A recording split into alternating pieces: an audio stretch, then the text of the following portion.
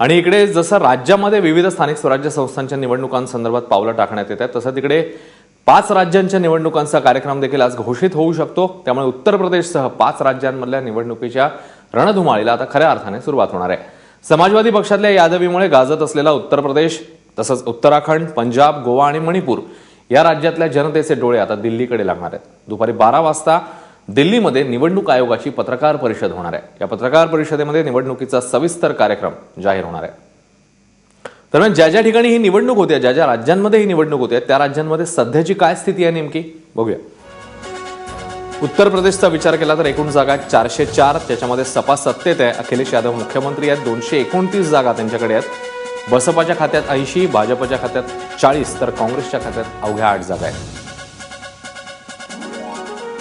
गोव्यामध्ये भाजप सत्तेत आहे. 21 जागा गोव्यात भाजपकडे आहेत. काँग्रेसकडे 7, MGP 3, एकूण जागा आहेत 40. पंजाबमध्ये अकाली दल सत्तेत आहे. 54 जागा आहेत. भाजपच्या खात्यात 11 जागा आहेत. एकूण जागा आहेत 117.